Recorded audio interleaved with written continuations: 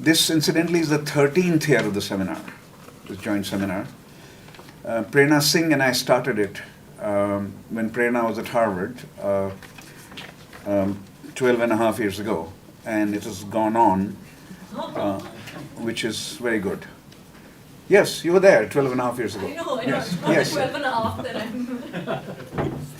That's when we started this. And then Vipin Narang from MIT joined it, and he's right now at the Department of Defense, returning in July.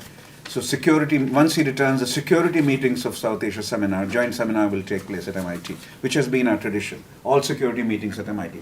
Anyway, welcome to the first one this semester. And let me also tell you who else is coming in this series. 2 weeks from now, Soledad Priliman from Stanford. She'll be at Harvard, speaking at Harvard, Patriarchal Political Order, the Making and Unraveling of the Gendered Participation Gap in India. Then Aidan Milliffe from on Understanding Majoritarian Violence, Evidence from Hate Crimes and Crowd Violence in India, and I'll be commenting on this. That's also at Harvard. Then Arvind Subramaniam and Devesh Kapoor, they have their new book on Indian economy is being reviewed by Harvard University Press, and it's commissioned by Harvard University Press. The review process has begun.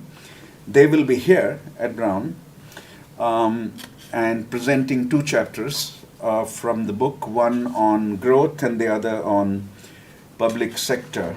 And we'll be announcing the discussion soon. And then the final meeting will be at Harvard. Avidit Acharya from Stanford will come and speak on mass education and political mobilization, evidence from Nepal. And Prerna, I think, is the discussant for that in April. So that's our lineup for under the joint seminar label, this imprimatur. And look forward to seeing as many of you as possible in the 2 campuses. And once Vipin returns, then the security meetings at MIT too. There are at least 2 meetings every semester there. So it becomes 8 meetings per semester of the seminar. Today's speaker is Shikhar Singh, who is currently a postdoctoral fellow at CASI at University of Pennsylvania. Center for the Advanced Study of India, one of the oldest for the study of India. There are South Asia institutes and centers which are older. We are, of course, not as old. We are only 10 to 12 years, 12 years old. As a center for South Asia, we are only 8 years old. But that's where Shikhar is, and he has a Ph.D. in political science from Yale, and he is joining Duke University as an assistant professor of political science in July. That's how he will begin his career on the faculty as a faculty member. And the topic today is in-group anger or out-group ambivalence, voters and cross-ethnic distribution, a very important topic. And here is my formulation of it. Once brokers and intermediaries are taken away from welfare benefit distribution, and the digital infrastructure is deployed for cross-ethnic distribution of welfare. Do voters support the government regardless of ethnicity, or ethnicity still persists? It's a very important question, and especially given the rise of direct benefit transfer in India under the current government, and he is, if I recall correctly, the paper I read this morning, around 2017 or around 2016, a serious welfare distribution through the digital infrastructure began. Once bank accounts, zero bank balance accounts were opened virtually all over India, and banks were asked to, even if they didn't agree, they had to open.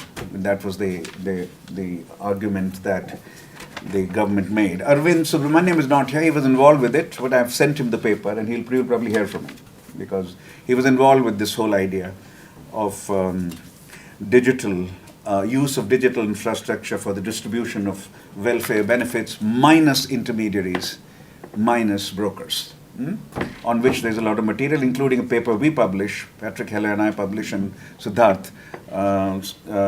That was not a survey of 2017, it was a survey of 2013 or 14, Siddharth, right? In the American Journal of Sociology. But that was still the era of intermediaries and brokers, and we deal with that question. I will introduce the discussant later.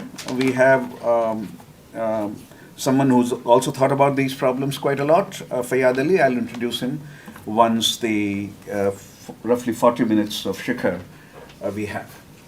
Welcome. Welcome, Shikhar.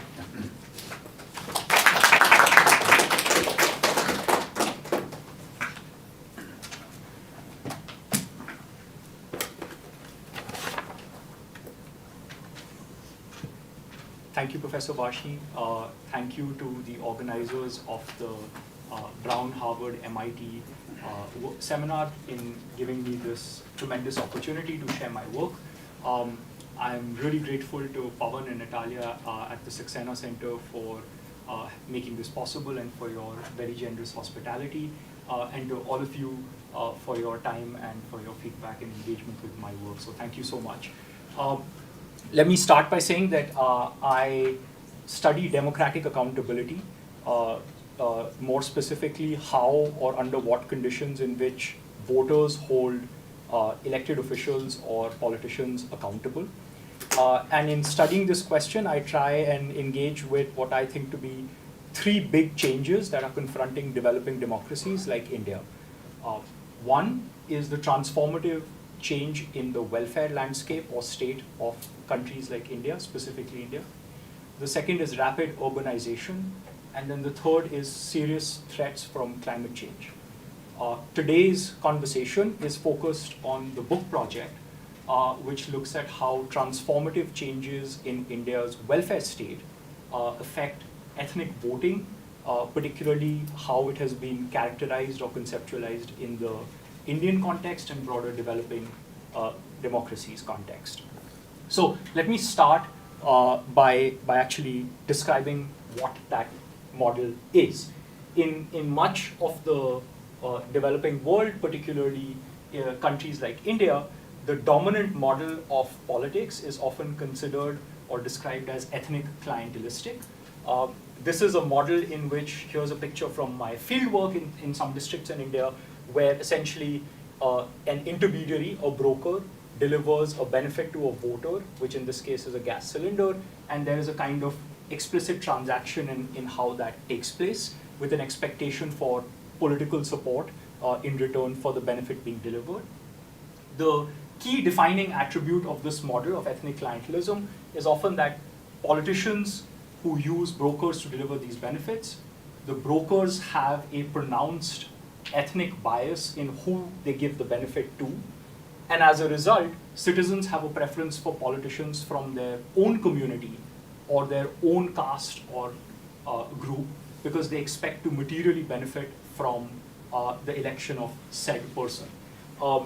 Clientelism in this case is explicitly structured along ethnic lines, and ethnic voting operates on an instrumental logic. The instrumental logic being, I vote for a co-ethnic because I get something in return for it, specifically something material in return for it. Now, India is often a prototypical example of this sort of ethnic clientelistic voting. Some of the canonical work in research has also been produced out of ethnic parties and ethnic voting in the Indian context. This has run into some sort of headwind in the last decade or so, if I can say, because of transformative changes in India's welfare state. In particular, there has been a move away from this broker-based, intermediary, discretionary, favoritism defined mode of distribution to one that is a direct transfer that is increasingly based on objective rules. This distinction is not as sharp as I've just conceptually described it, but it is still important and perceptive in how the government delivers benefits. So, for example, you'll see that that existing governments in India make a point in their publicity campaign and other material to talk about how it removes middlemen and leakages, how there is accurate targeting, and essentially how this is a new era of transparency.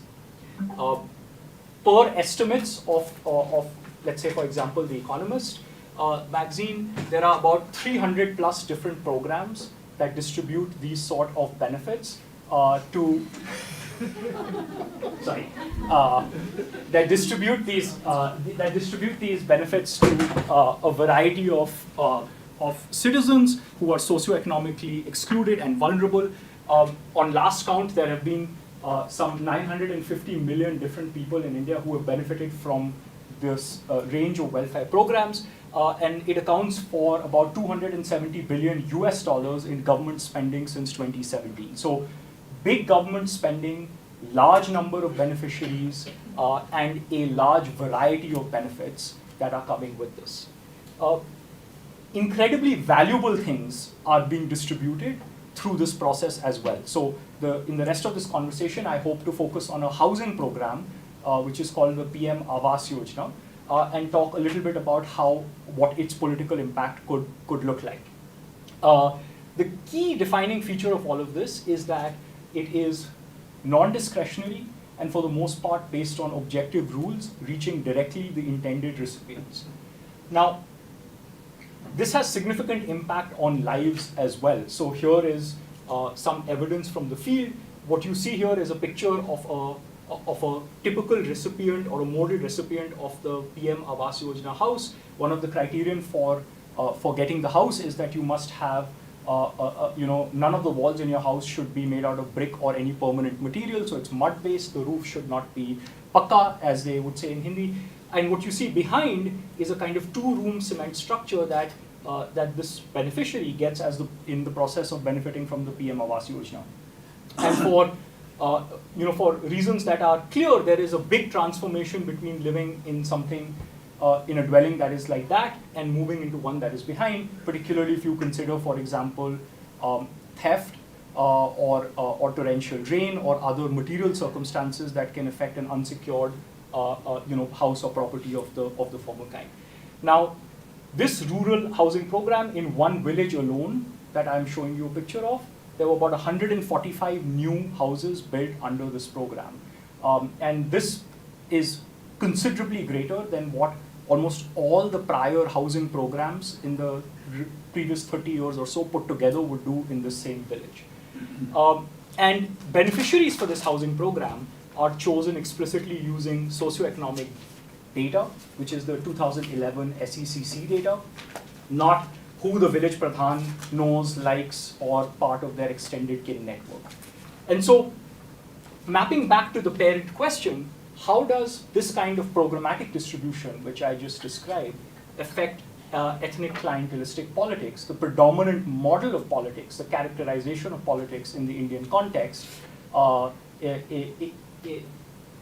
increasingly? So, the core intuition of the paper is basically split into two parts. The first, on the left side, is what is that model of ethnic voting? And then on the right side, how it gets affected by programmatic politics. So let me work through the two halves.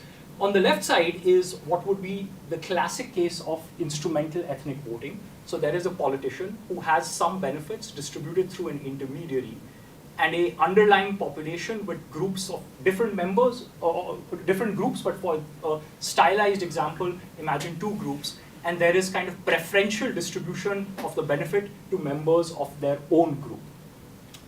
Ethnic favoritism in distribution in this kind is well documented empirically in India and elsewhere, and is a key defining feature of politics in this model. This is why the members of this group have a preference for voting for a person from their own caste or group.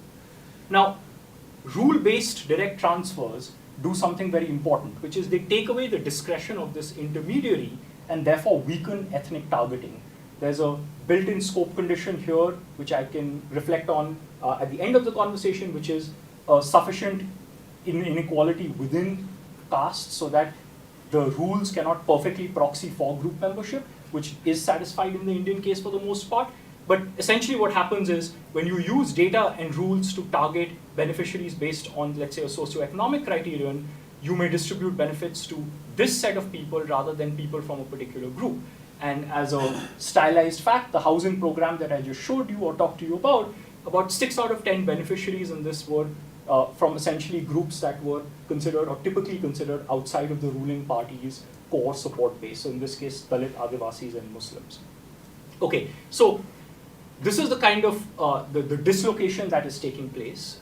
Why is the existing literature unable to explain what's going on? So the work or this entire change sits at the intersection of two important literatures, both rich, well-developed literatures. On the one side is the ethnic politics work, and on the other side is broader work in distributive politics, looking at transitions from programmatic to clientelistic politics. So within the ethnic politics literature, I think one of the key things that has defined this work is wedding a type of ethnic voting with a mode of distribution. In other words, ethnic voting is very much within a clientelistic framework in developing countries and has not been developed outside of it.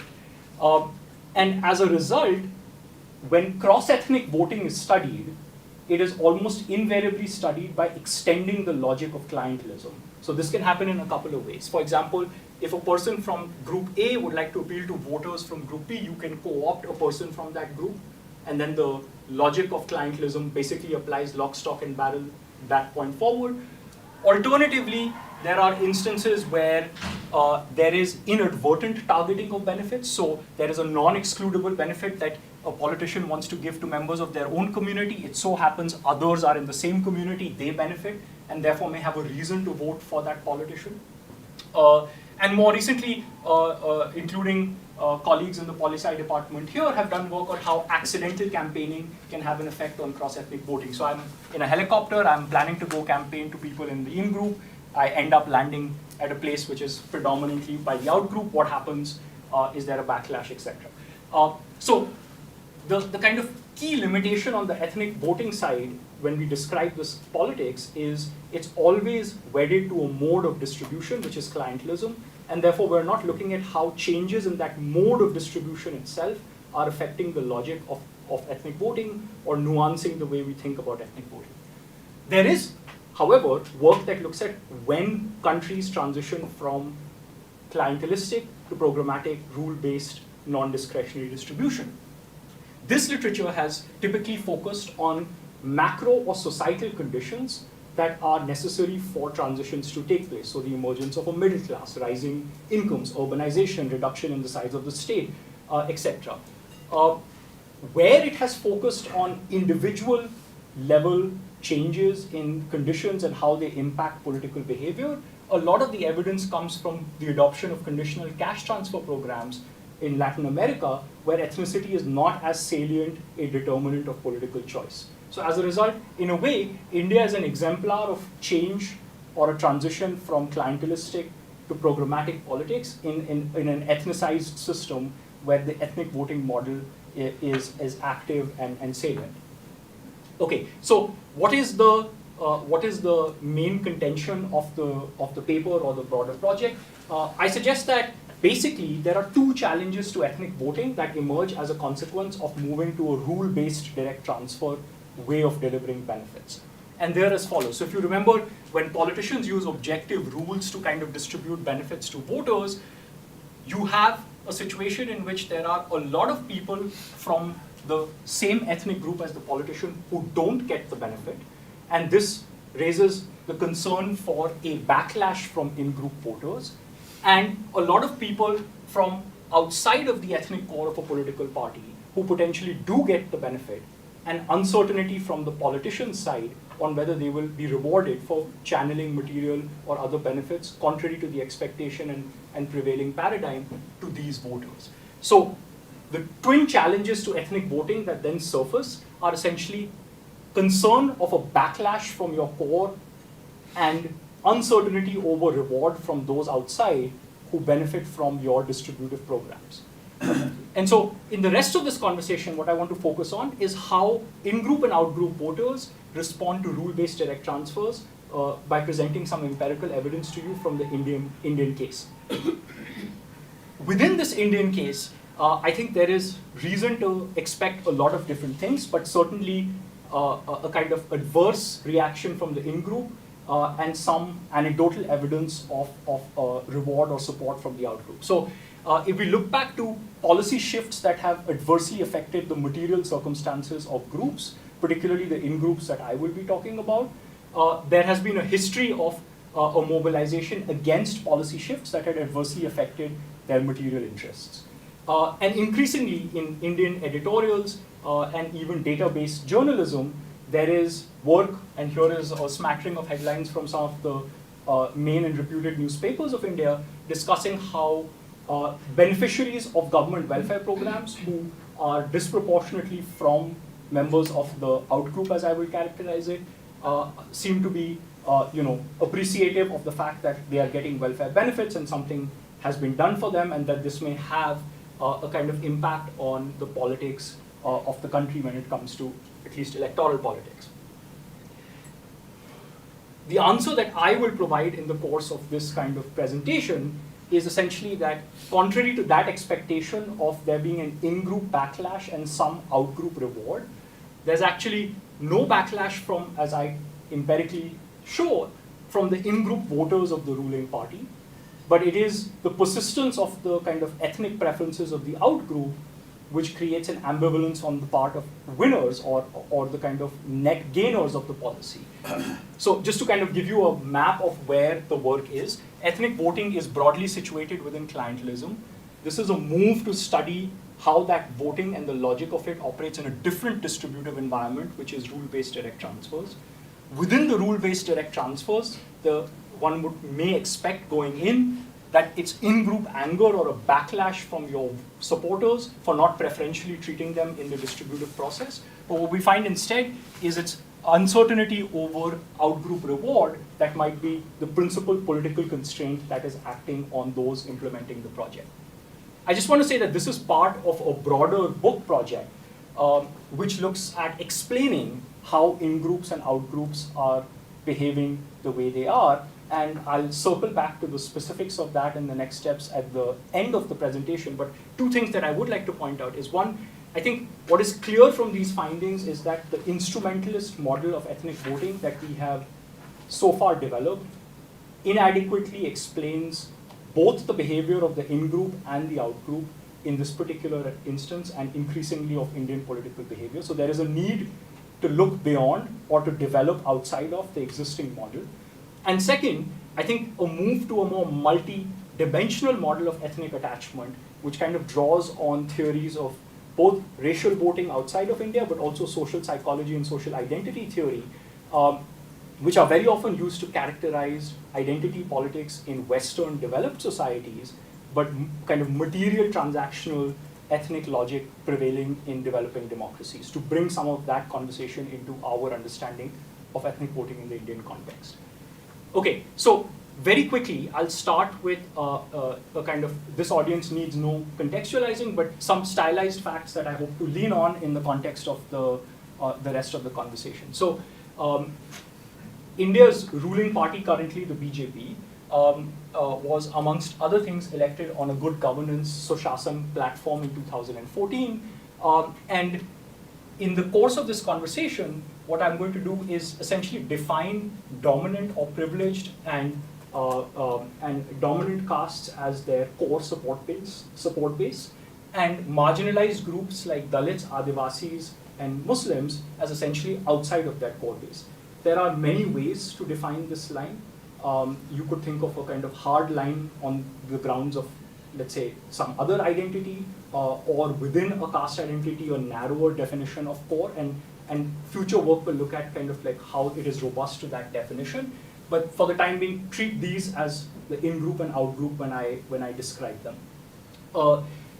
Even though India has made tremendous strides in terms of its changing the number of people who are living below the poverty line in the last 2 decades, about 80% of the population per World Bank estimate still live on less than $7 a day. And if we look at data on where the beneficiaries are coming from for a lot of these welfare programs, there is a lot of cross-ethnic dependence on welfare programs. So it's not the case that only some ethnic groups depend on welfare programs and some others don't. I think there are a set of voters in almost every ethnic group who depend on state-led redistributive programs as also resources. And this has implications for when we think of the trade-off in resource terms.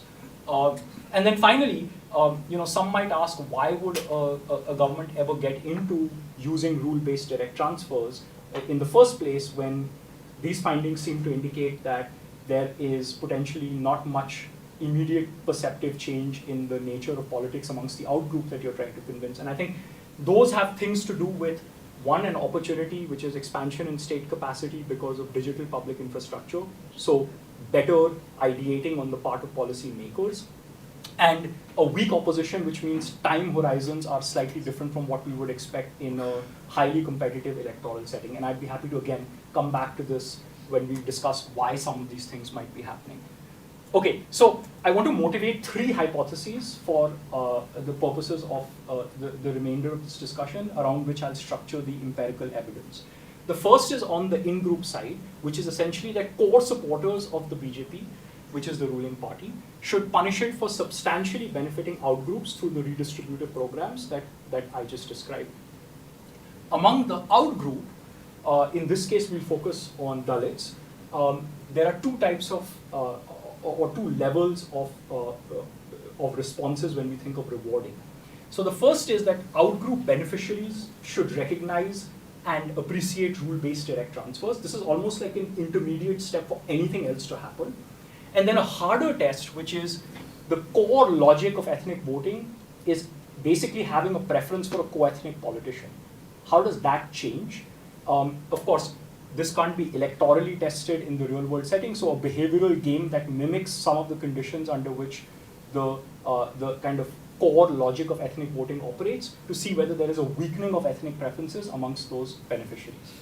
I just want to put one caveat out there before I even start, which is to say, it is not my contention that outgroups or in-groups should behave in one way or another. This is approaching it from a political perspective. What are the conditions necessary for the politics of this to be right? And groups are all enlightened and acting in their own kind of best interest, and there is no doubt on that. This is just a question of how do the political incentives line up, given or fixing how voters are responding, not putting a question mark at all on the wisdom of Indian or any other electorate. Okay, so with that, let me give you a preview of the findings. What I essentially find is that core supporters of the ruling party do not punish it for substantially benefiting outgroups. Among the outgroup itself, there is recognition and appreciation for rule-based direct transfer. So I think the first order condition is satisfied, but ethnic preferences don't weaken. And I'll provide you evidence from a set of survey experiments and a face-to-face study around a naturally occurring regression discontinuity design to kind of put some meat on the bones of what I've just said. With that, let me just jump straight into the first set of findings. So this was a survey experiment that was conducted online and via telephone. I'd be very happy to go into the exact details of how we field it, but you may think that an online survey experiment is kind of skewing urban, educated, and amongst the privileged and dominant castes, and that's absolutely right. This is a convenient sample to that extent, but it is also a theoretically interesting sample because that's exactly the set of the population that one would like to study the reaction of when we consider rule-based direct transfers. And so these survey experiments on the telephone side were conducted by C-Voter in 12 different languages. The idea here is to present voters with information about welfare achievements and to randomly vary the kind of information being presented. So among the control group, the gray information is presented, the information in gray, which is essentially that the Modi government has distributed nearly 17 million houses as of the date when this work was taking place. In the treatment group, essentially you receive the information or the text in gray and orange. The additional piece of information tells something about the composition of that beneficiary pool. In other words, a large number of people who have received the house are Muslims, Dalits, and Adivasis, and then exact number of people from each of those groups who have received a house under the welfare program that has been mentioned. This was done for more than one welfare program. And there are two outcomes of interest here. One is a kind of attitudinal question, which is a straight rating of the performance of the government on a 0 to 10 scale. And then a kind of semi-behavioral or a measure that mimics kind of a behavioral measure, which is if you had an endowment of 10 rupees, how much would you donate to the parties in your state? This always had the ruling party, but it also had other regionally competitive major players. So depending on which state you are in India, that number could be 2 or 3 other political parties. About 47% people in these studies did not want to donate even 1 rupee to anyone. So when I say it mimics a behavioral kind of measure, I think even though the money is not actually on the line, it's a hypothetical donation. A lot of it is perceived as if there were real stakes involved, and in this case, not very large real stakes involved. So 2 types of measures. And what I'm going to show you are basically the differences between the control and treatment group on these 2 outcomes for cohort supporters and outgroups. So how are they evaluating the current government behaviorally and attitudinally when they learn information about welfare programs? So let's start with the in-group voters of the BJP. Essentially, on the left panel is the 0 to 10 performance evaluation. On the right side is hypothetical donations to the ruling party. In gray is the control group. 17 million houses were delivered by the government.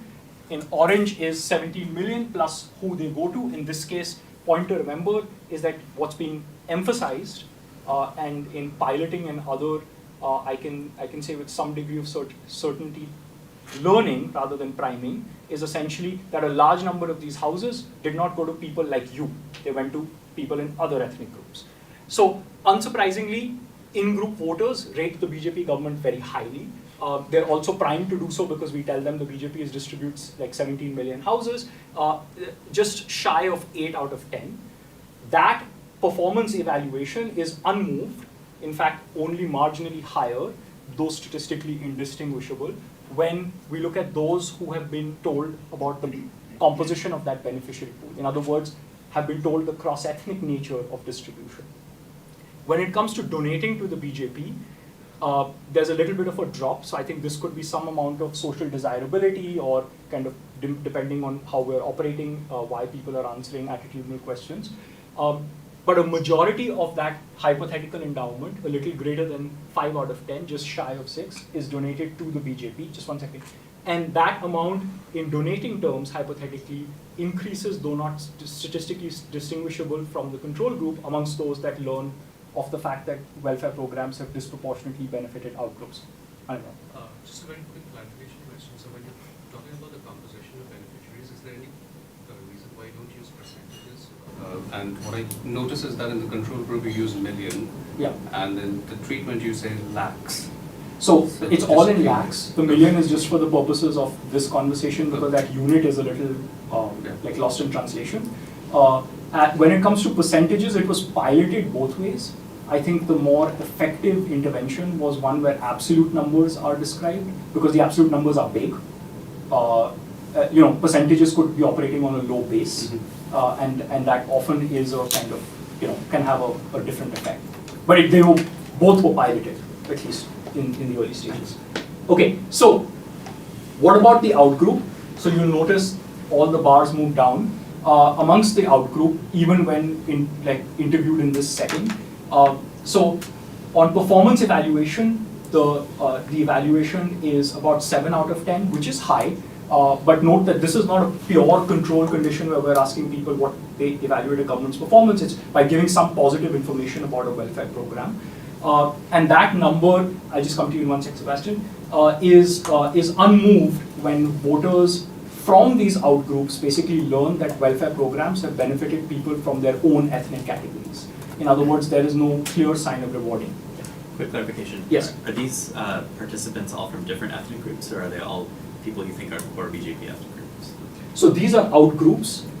In the previous one were all from different ethnic groups in that they are from different caste groups.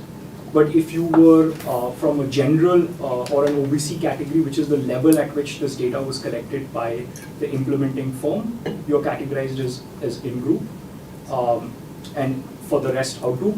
This is robust to a more multidimensional measurement of support, where you can bring in education, income, and potentially other kind of socioeconomic variables that are top predictors, urbanness of support for the ruling party.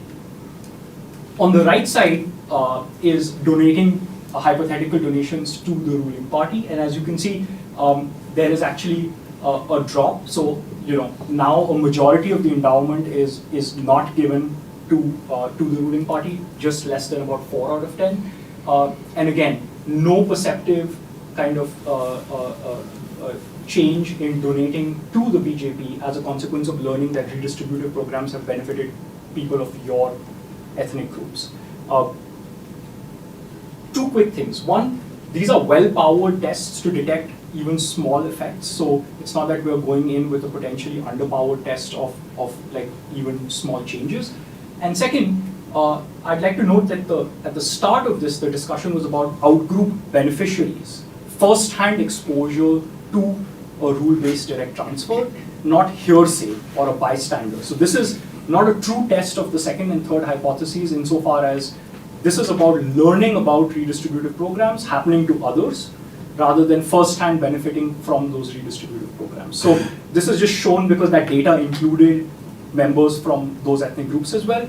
But the real test is actually studying beneficiaries of a housing program, which is exactly what I pivot to now. Yes. Very quick question. So the experiment, the text seemed to be, it's almost what the in-group members believe the BJP says, right? Right. So sabka saath, sabka vikas, and sabse. Yes. So do you think the failure in observing the outcome might be because you're not providing any new information in the treatment, Right. which is which is what they believe to be the case? Yes. So I think so in two parts. When this was implemented, the specific rhetoric and publicity material that involved making claims about the extent of cross-ethnic distribution was still not happening. I think that started happening post 2020, 2021, 2022 more. But even in the piloting that was done on a set of people who were not included in this sample to ask what their instinct was, how these programs are delivered and who they go to, I think there is a hard prior about the involvement of intermediaries and there being some favoritism in who they reach.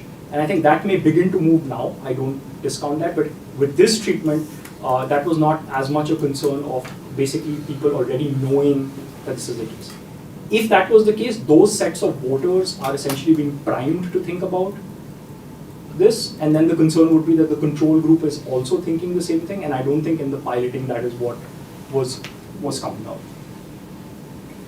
Okay, so quickly going back to the housing program then, this is a set of pictures from the field that I took. On the left is some field work from UP where you can see what a mud hut or house undergoes when there is kind of monsoon rain. So this has like serious repercussions, and for several of you who have done field work in India, you are no stranger to what I'm saying. There is a kind of threat to life and property. It affects school attendance. There is a kind of temporary shock to consumption, etc. And on the right side is a kind of prototypical house that you would receive under the PM Awas Yojana. This is not taken off the government website or any such thing. This is kind of based on my own fieldwork to tell you the kind of transformative nature of the benefit. In material terms, this is about 21 times the typical modal household incomes, outgroup household incomes, monthly income, which is at about $95 in the sample. And so this is a substantial and transformative benefit. And given the housing crisis in both urban and rural India, it's also a scarce benefit. If you do fieldwork on any of these communities and you ask people who have not got the house from various ethnic groups, I think there is a clear and present number of people who would like to get the benefit because of the nature of housing and the supply constraint in housing in India. Okay, so given this benefit, how do outgroup beneficiaries respond to the particular program? To study this, let me briefly walk you through a timeline which helps motivate the empirical design that was used, which is basically spotted during fieldwork with policymakers in India. And so essentially the rural housing program, this is not the urban one, this is just the rural one. Part one of the rural housing program, not the subsequent versions of it, because there has been a dilution of the original way in which it was done, and I'd be happy to talk about why that is happening and what that means for this, was implemented based on SECC data. So in 2011, India conducted a socioeconomic census. This provides fine-grained information about households, particularly their material conditions.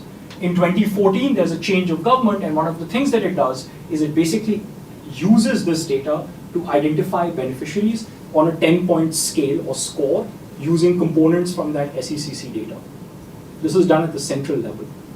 That data is then sent to village assemblies to essentially check, because there has been some time elapsed between the census and it actually happened. The key thing to note is that that data is not sent explicitly mentioning the purpose for which this particular data has been cleaned. It was just a kind of administrative process where those that are duplications or those that are migrants or that have passed away, etc., are removed from the list. The village assemblies prepare this list. Once it comes back, it is locked into a government system, it is publicized, and then the government announces a housing program to say we're going to follow these lists to determine who gets a house. So the folks who have fine-grained information to precisely manipulate these lists are not the people making them. They have no power to add people to this list. One of the reasons why part 2 of this project took on a different form, that is the redistributive program. And the ones that do make the list don't necessarily have the same incentives or fine-grained information at the local level to precisely create the lists. Even so, what we're focused on is the implementation from 2016 through 2020, when essentially through a broader determinants of fiscal space, the government puts an outlay for the redistributive program, which ends up determining how many houses go to each village or community, which determines kind of where you are on these lists within each village. So in the last quarter of the year, you are at the end of the list, and the idea then is to essentially sample people on either side of this dividing line. So these are the people who get the house, these are the people who are next in line, and the list is kind of frozen. The next year's outlay will be defined in a budget, will kick in the second quarter of that year. So essentially, there is a plausibly as if random line separating those that have received a rule-based direct transfer, an expensive rule-based direct transfer, and those that have not. So this was a survey done on 530 households in 57 villages of Bihar, and it was a pre-registered strategy. I'd be happy to get into the details of what the mechanics and specifics of fielding the study were. A little bit about the fielding itself. So we are focused now on Dalits, who are defined as the ethnic outgroup, in a context where they are essentially mobilized to have strong ethnic preferences historically, and where the BJP is not the party championing their ethnic interests. In fact, if anything, if we look at the ruling party's vote share and support base in the context that we're studying, it draws heavily on the status groups that are opposed to the group that we're studying. It's only through alliances and other means that there's an expansion in social support base. I personally trained the enumerators, piloted the kind of questionnaire in 3 sites which are similar on a range of parameters in a neighboring though different province, and then had a kind of 20 to 30 minute interview process. I just underscore that this was a logistically, as is the case with a lot of face-to-face surveys, a difficult task, because we were essentially going and finding people on a list which was pre-identified. So an enumerator on average walked like 4 to 7 miles a day, and there would be 3 to 4 interviews. So it spread over a couple of months to even reach the number that we did. And I was closely supporting and supervising the team as that happened. A few caveats before I show any results to you from this survey. So the first is, this survey happened on the eve of COVID, and was actually cut short by the first round of lockdowns.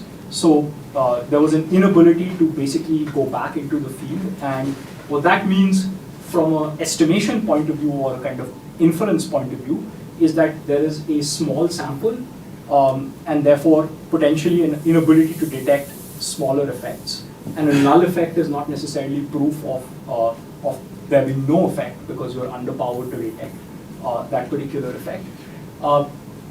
These are areas that send a lot of migrants to other parts of the country. So one of the concerns that one can have with a study like this is those right above the cut point are inside, supervising the construction of their house, whereas those below are away, working. The survey was timed in such a way that it is in sync with the migration cycle, which is closely linked with the agricultural cycle, but also to ensure that we don't detect any asymmetry in the proportion of migrants on either side of that divide that I just described. And then finally, what I'll present to you are what are called reduced form estimates, which is basically the intent to treat, the government's intent to give you a house. I can run the same version of this analysis where you actually get a house, but for a host of reasons, there are a number of steps between getting, like, the intent being conveyed to you and actually getting a house, and compliance is, I think, north of 70%, but these results are robust to a kind of what's called a fuzzy RD setup where we factor some of that uncertainty. Okay, so very quickly, what are the three things that we do learn about outgroup behavior from the housing program? So these are the three outcomes that I'll go and turn with. Imagine this is the list. The government is basically going down the list from right to left, so it's going like this. These are all the people who get the house. These are the people who are next in line. That's the line separating the two. And I'll show you results from two pre-registered specifications, but for the most part, let's just focus on the difference between the two groups at this point, which is the line separating those that do and don't get the house. So these are the folks that do get the house. These are the ones that are next in line.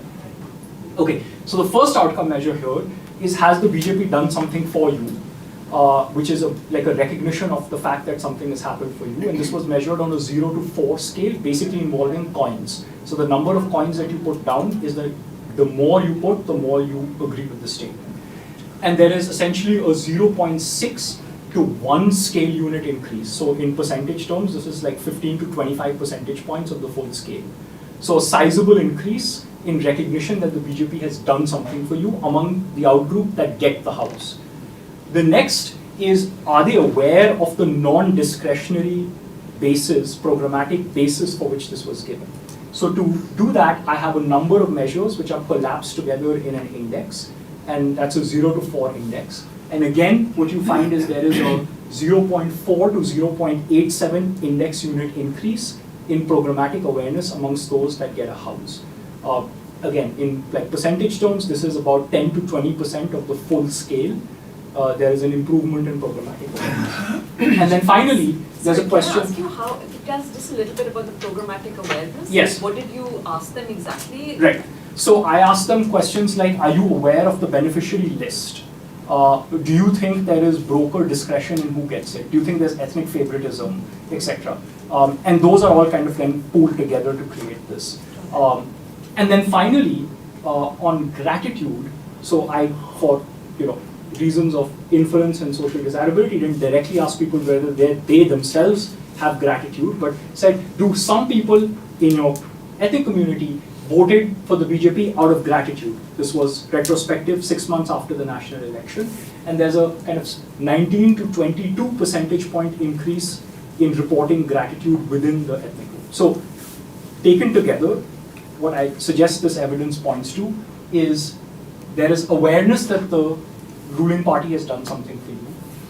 There is recognition of the difference in the way it was done, and there is some indication along the lines of the anecdotal evidence that journalists and others provide that there is gratitude for that fact. This then turns to the third and final hypothesis, which is, how does it affect the logic of ethnic voting? To get at that, we use basically a behavioral game. This is a choose your dictator game, and I'd be happy to kind of not named with the Indian context in mind, but as an econometric kind of name. And the way that this works is essentially you are shown two hypothetical local politicians, so a different level of government from the one that is being otherwise studied. And the idea is that your payoff in the game which is what you actually get in money terms, is linked to which of the two that you pick. And the information is controlled in such a way that the choice before every respondent is of two candidates. On the left side is a in-group, that is another politician from the Dalit community. And on the right side is someone who is from an out-group, queuing affiliation to the ruling party, principally through their attire and other features of their dress. And the name.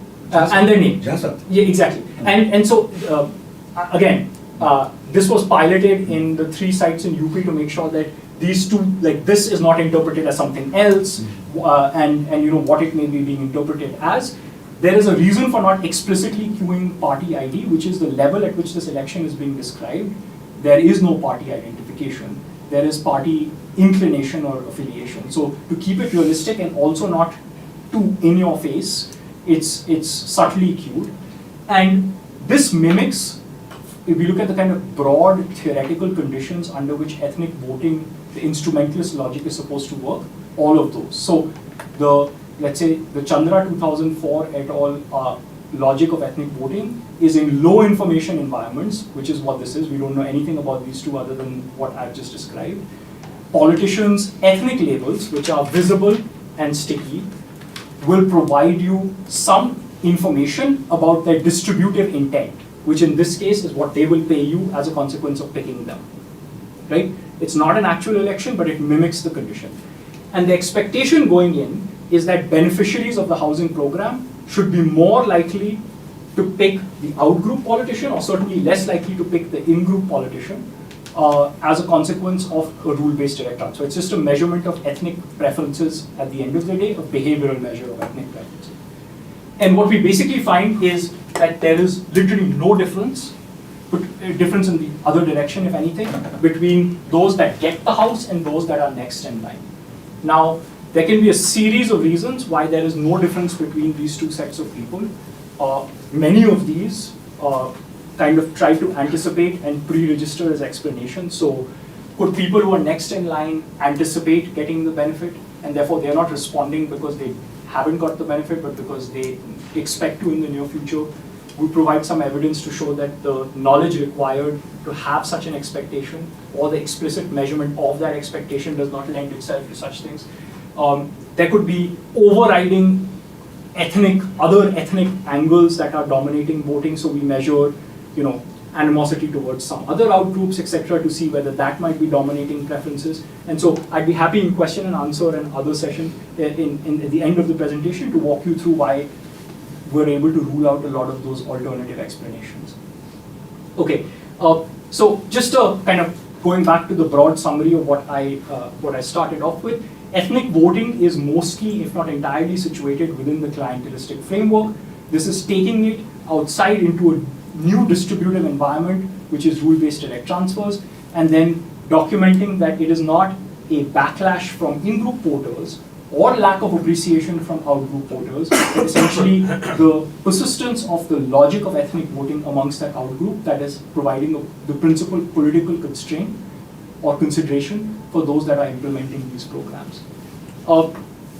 It beckons a bigger question about why in-groups continue overlook, for example, redistributive programs that are benefiting others in an ethnic sense, and why outgroups continue to have strong ethnic preferences. And so the book project is developing some of these explanations.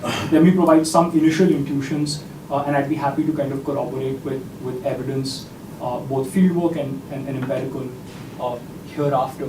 So I think for in-group behavior, some things to consider are: one, could there be other expressive identity-based issues that are being used to mobilize them, such that they overlook redistributive programs that cross ethnic boundaries? And I think this then gives a window into the multifaceted nature of ethnic identity and ethnic voting in India, such that it's not narrowly constrained any longer to just simple material appeals, but also to appeals of status or to appeals of kind of conceptions of a broader national community. There could also be, and actually there is empirical evidence in my work here, that there is in-group reward for efficiency. So I may not, or people like me may not be getting much out of the redistributive programs, but the fact that it is done with less corruption, more direct transfer and efficiently is something that I reward. This is a bystander effect, generally a kind of a good governance, a taste for good policy sort of thing. That's a small, minor effect, but it still is. So for some set of in-group voters, it could just be the fact that it is done more efficiently is worth rewarding, or certainly not worth punishing.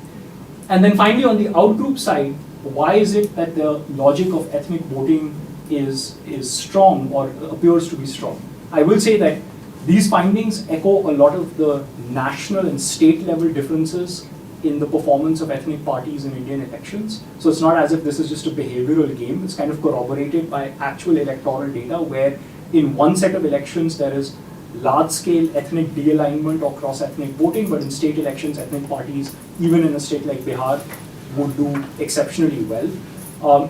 And so it raises the specter of two things. One is there just hasn't been enough of this kind of distribution for those ossified ethnic preferences or logics to weaken. So that's just a question of time. When more of it happens, it will effectively then lead to an updating of the voters' prior or beliefs. And that's something that can be tracked, and I am.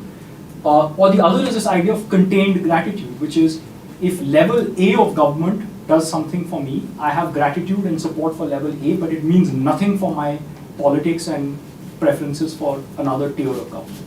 That would be the kind of story that syncs with national elections playing out very differently from state and local elections, with ethnicity being a salient, even on instrumental grounds, predictor of vote choice in the latter two electoral levels. In the latter two? In the latter two, that is state and local. State and local, that's right. And you know, evidence of, let's say, the RJD overperforming in electoral terms in a state election over the national election, the Samajwadi Party in a state over a national election would then conform to that kind of contained gratitude explanation. Okay, just some broad implications. I think the first one I have spoken about, but there is a need to basically situate the ethnic voting model outside of the mode of delivery and to look at ethnic voting in a more multifaceted dimension. This is actually essentially being said of countries like India, where hitherto the characterization has been very one-dimensional, focused on like an instrumentalist logic. A lot of folks pitch kind of technological improvements to governments these days, and they're in collaboration with big international organizations and others. And I think to them, the point here is there's a need to focus on the politics of rule-based direct transfers and these distributive changes rather than just on the governance outcomes. Because from the politician side, essentially the bottom lines that are getting affected are changes in voter evaluation and support, and there needs to be greater scrutiny of that. I think the transition literature needs to engage a little bit more with the idea that in the West, if we look at, for example, Tammany Hall and the challenge to machine politics in New York and Chicago and elsewhere, these challenges come from below. They're the progressive clubs and others who kind of provide that bottom-up impetus for programmatic platforms to come in. But if the context that we've just described is one in which ethnic voting is particularly entrenched at that local level, a key pathway to reform that was accessible to the programmatic transitions of the past is blocked in several parts of the world. And so we have to think about how that might emerge in terms of like political entrepreneurship in these polities.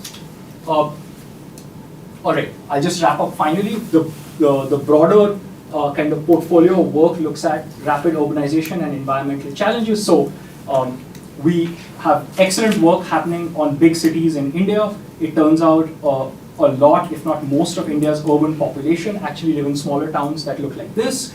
And contrary to the initial promise of decentralization, where you expect greater political accountability, why is it that these small towns are so poorly governed? I have a set of work on that. And then finally, if you looked at the Lonely Planet Guide to Delhi, that's what you would be promised. This is what you would see if you were in some months of the year standing feet away from India Gate. So why is it that air pollution, which is immediate, intense, and lethal, is a political non-issue in India. So I have a set of work looking at why democratic accountability does not work in that context. With those words, I thank you once again for your time and look back to your feedback. Thank you. You can now come here, right? Yeah.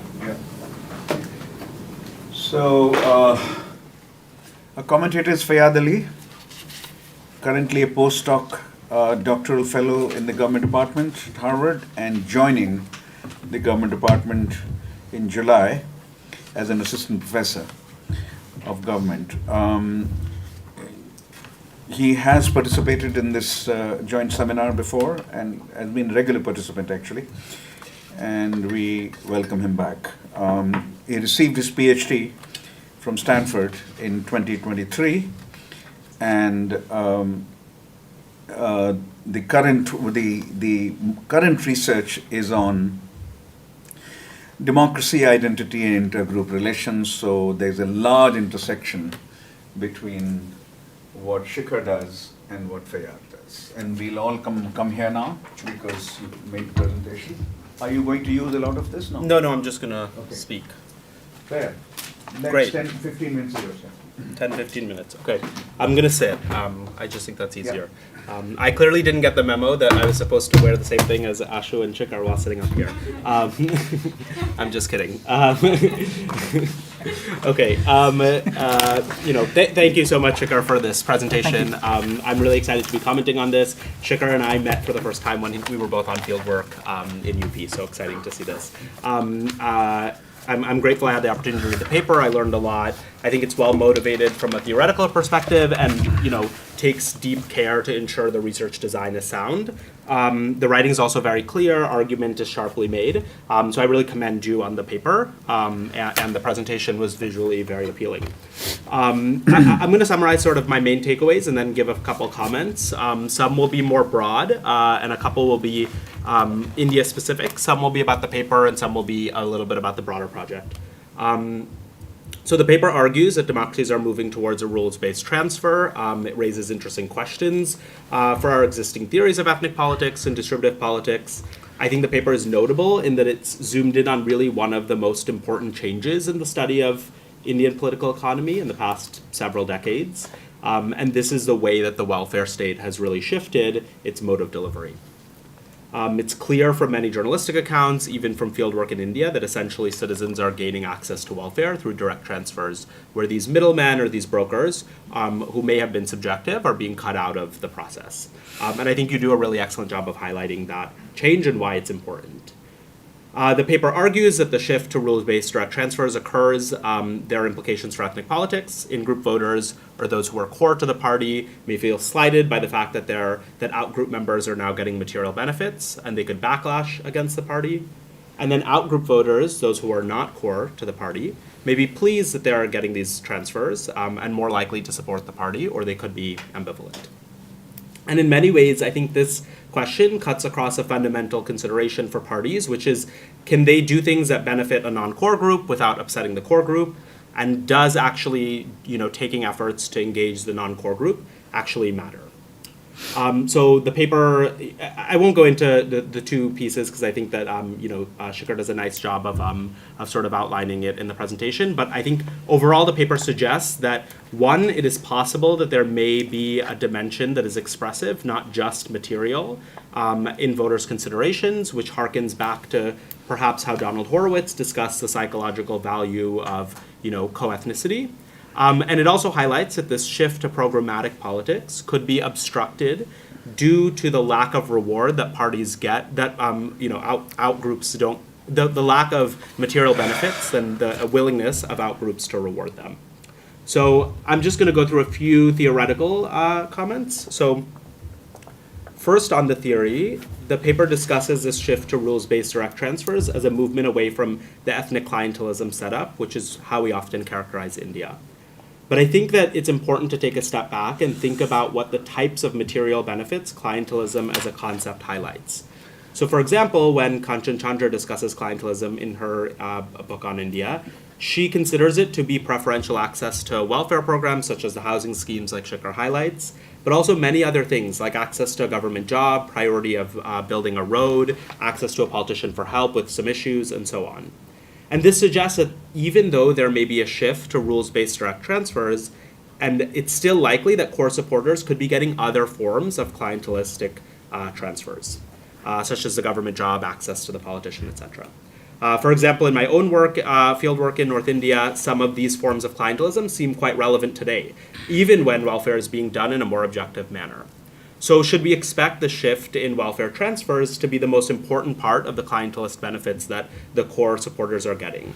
And given your focus is on upper castes and OBCs as core supporters, I wonder if they actually care more about these other forms of clientelistic benefits, like jobs or access to, the politician, less than they do about houses and gas cylinders. So I think it'd be helpful to describe the clientelism status quo and give us a sense of why our priors should be that changes in the direct welfare transfer in particular would be upsetting to the core. The second theoretical point is also related to how the paper is framed and written. I think increasingly scholars of India and other contexts have started to categorize voters as trading off between material concerns and expressive psychological or identity-based concerns. And this is something that comes up in your discussion when you lay out the implications of your findings, but I think the paper requires an earlier discussion of this. And I say this for two reasons. First, many scholars of India believe that at least some of the voting for the ruling party today is related to identity-based concerns. So it seems surprising that that's not presented from the outset. And second, I think there's a huge opportunity in the paper to highlight the contribution to this debate over material benefits versus identity and psychological concerns. And it may be the case that you don't want to fully engage this in the paper, but I think for the broader book project, it's quite crucial. A few comments linking the theory and to the design. So I think choosing to focus on the current ruling party, the BJP, could actually be an easy case to see limits to instrumentalist theories. And I realize that it's true that the ruling party is the one that has majorly transitioned to rules-based transfers, but they're also competing on dimensions of identity that seem absent from how in-group and out-group voters calculus when you enumerate the theoretical expectations and the hypotheses.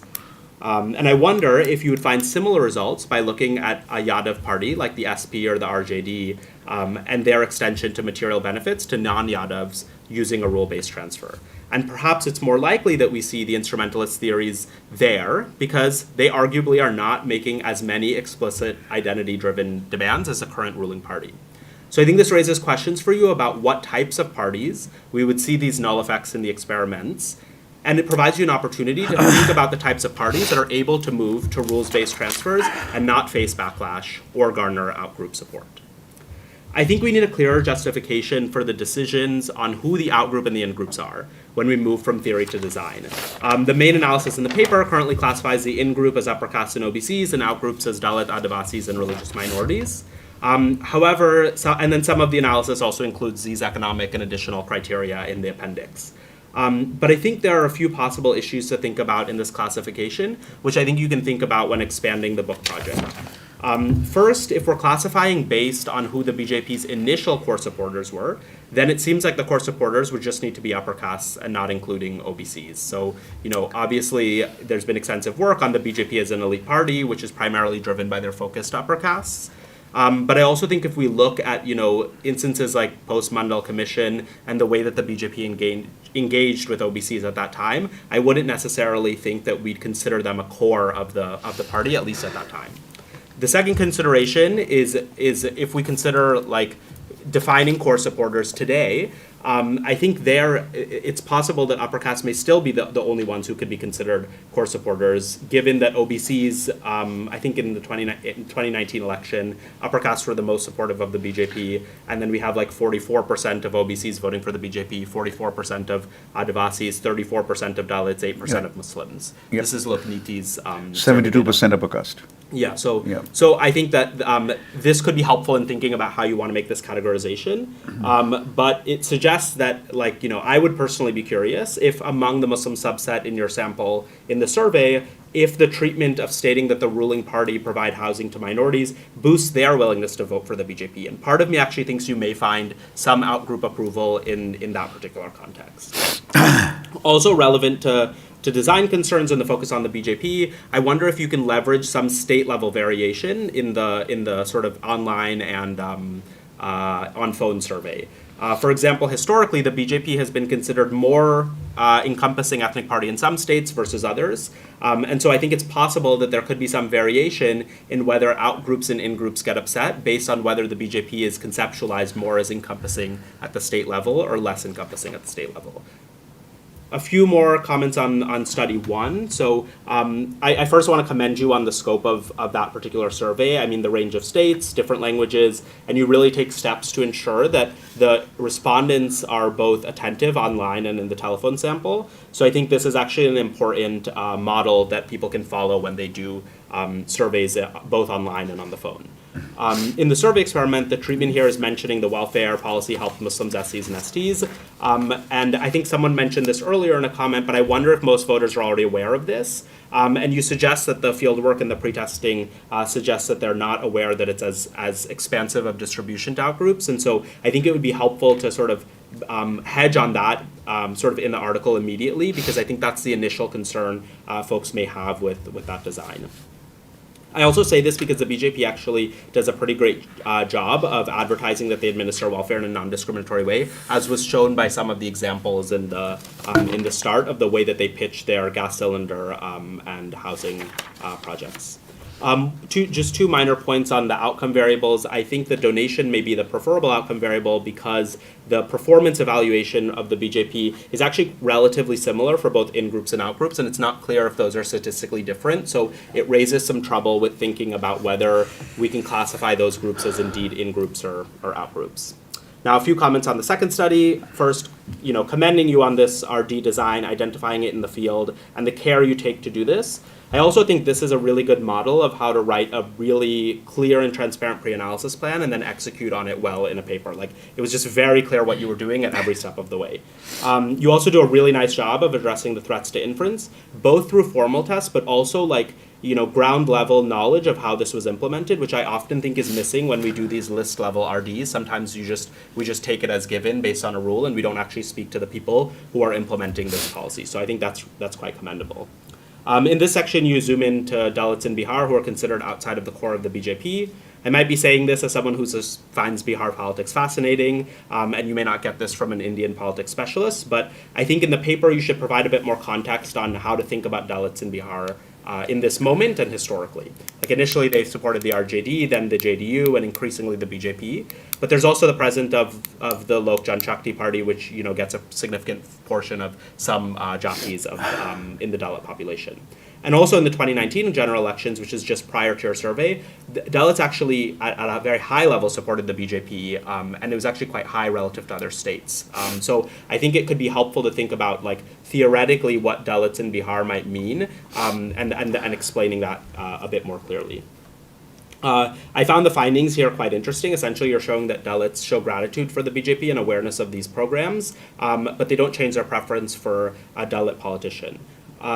You do a good job of addressing some alternative explanations, but I think one interpretation of your finding could be that Dalits are choosing between two options. The BJP, who has provided them a house, and a co-ethnic, who they also expect would provide them some sort of preferential welfare.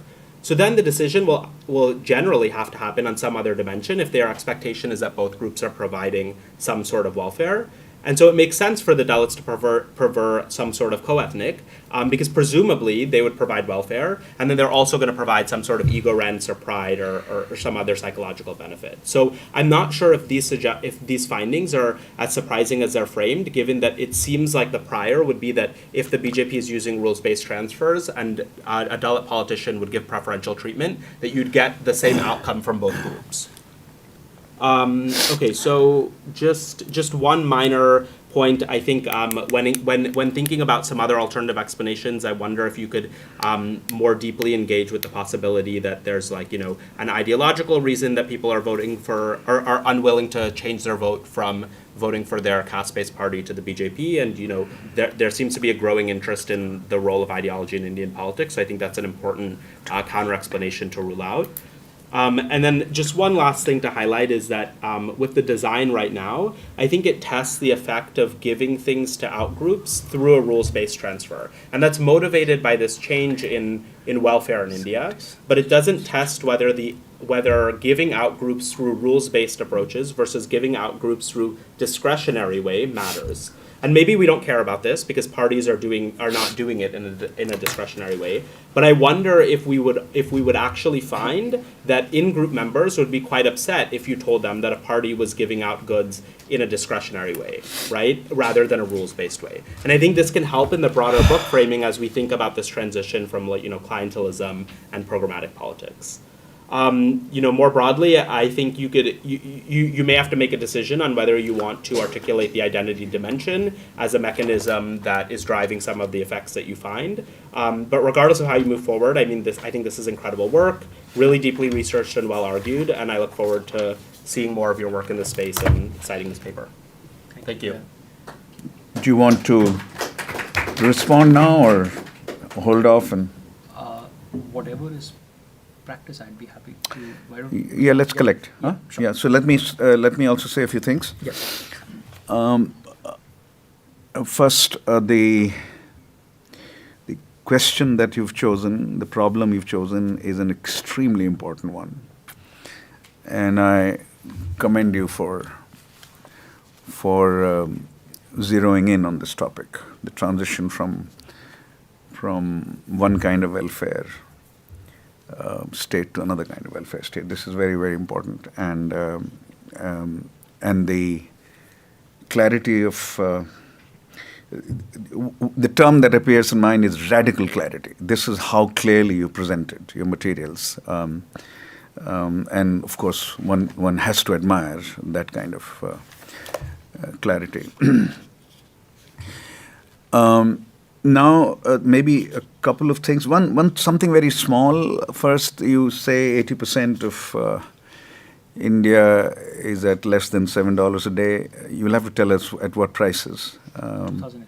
2011 prices. Yeah, I think that's the constant prices that we use. Yeah, so 2011 is what they use for poverty line at 190, World Bank, and 2017 prices they've given us at 215. 215, if you're below 215 a day, I see. at 2017 prices, 2017 prices, then you're below the poverty line, according to the bank. So just what this $7 a day, Yeah. the $7 a day is 560 rupees a day today, right? Yeah.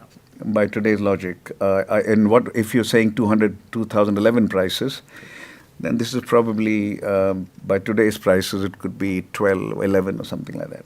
Okay. 11 a day. So just to give a sense of, $11 a day today will be 900 some a day per person. Certainly by Indian standards, it's not very low, 900 a day, right? So it's about sort of 27,000 rupees a month per person, right? Yeah. And if it's a family of 5, then multiply that for 5. So I think give us a sense of that. Sure. It's $7 a day at 2011 prices is not really a sign of very low income. That's what the point is, right? Mm-hmm. Yeah. Now, some conceptual issues here, and then I'll expand further on what Fayaad said about how to think about OBCs, or their core constituency or not of BJP, right? So, first of all, you're certainly not using clientelism in a very technical sense, which is an individualistic bargain between a voter and a broker, or a voter and a party, right? You are using it in a very Kanchan Chandra sense, which is patronage rather than technically what clientelism is, right, which emerged from Latin America. And if you read Stokes and Tad and Dunning et al., they also say that the local level party worker can actually police Yes. whether that particular claim nobody has accepted fully. And they themselves say that the local level party worker is saying that the 55% chance that we can predict, I think it's 57% chance that we can predict whether the person we benefited voted for us. That kind of policing, right? It's not, in any case, you can't do it in India. That's very hard, right? So I think you're using clientelism not in that sense. You're using clientelism in the patronage sense, group-based distribution of goods, right? Yes. Which is how Kanchan describes it, a patronage democracy, right? Yes. And so it connects with clientelism as a family resemblance, but technically, conceptually, it's not the same. Right? That's all. This is I think roughly the same purpose it serves, but technically it's not the same. Right? Right. Then in the clientelism literature, there is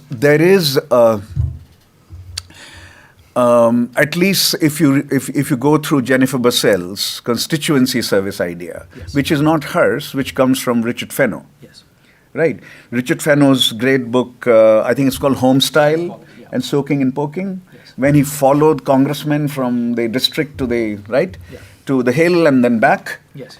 And that's when the idea of constituency service became very clear, right? Yes. So even Bussell is saying that there's substantial constituency service, and we not in our rural work, we haven't done rural work, we did urban work. In our urban work, if you see our AJS paper and what is going to appear very soon, constituency service is fairly substantial.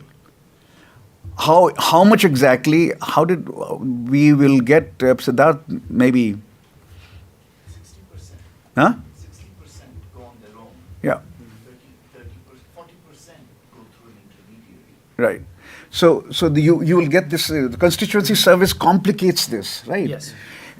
Which is that, and I also recall that Thachil and Auerbach in their latest work Yeah.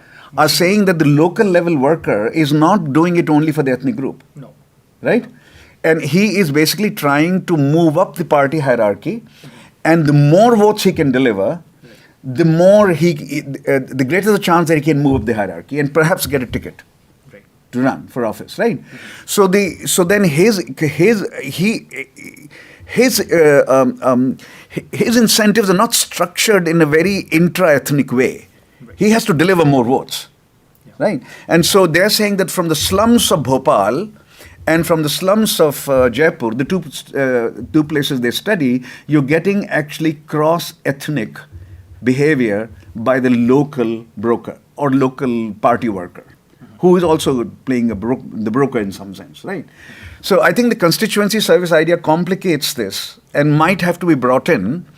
In what way, I don't know in your work, but conceptually it's required Yes. when you deal with the clientelist literature, right? Then in another conceptual point, when you say instrumental versus expressive, I know it's much better to have two categories than only one, which is instrumental. Right. But, there is if you go through Max Weber for the conceptual food enrichment, then you get not only instrumental rationality, you get another kind of rationality, which is value rationality, right? Which he also calls rational, but in a very different way, in a very, very different way. And then expressive for him is two things, normative and impulsive. Right? So you can say, of course, having expressive versus instrumental is a good way to problematize instrumental, because when I was going through my early days as a faculty member, rational choice has taken over the discipline, and everything was instrumental. There was no non-instrumental behavior, right? Everything was instrumental. So it's much better to have expressive come in, and much better to have Donald Horowitz brought in, right? Because he goes in that direction, and the psychological and social identity theories. But there is at least four motivations in Weber which you might want to just refer to, Absolutely. even if you don't want to buy all four categories.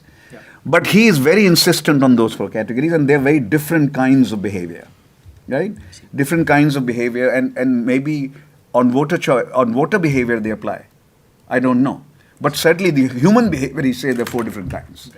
Whether that apply to voter behavior is something you might have to sort out. Yes. But conceptually it will be very, very important to get into that. Now finally, OBCs, are they a core group of the BJP?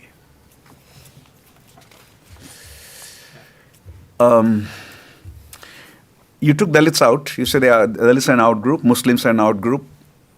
I think that's fair in my view, even though one should note that every third Dalit in 2019 voted for BJP or Modi, right? Yes. And 44% of OBCs, that you just summarize, if that data is right, we can't disaggregate to the state level because the size was only 10,000. This will also could be a response to him. If your size is only, telephone survey is what? How much? What's the size? 1,600. That can't be disaggregated at the state level. That's a nationally representative, but can't be state representative at the state level. You'll need something like 35,000 to do state level representativeness, right? Yes. So anyway, their sample is about 12, I think. 2019 sample is 11 or 12, yeah. I'm not sure. Yeah, so that's nationally representative. 22,000. NES 2019. That does give you some possibilities. Yeah. 22 is large enough to give you I think the some NES state level. But anyway, what they say is that every third Dalit voted for BJP. Yes. 44% of OBCs voted for BJP. 72% of upper caste voted for BJP. 8% of Muslimans voted for BJP. Right? So, the Adivasi population is also 42, right? 44. 44%, the same as OBC. This creates issues. Yes.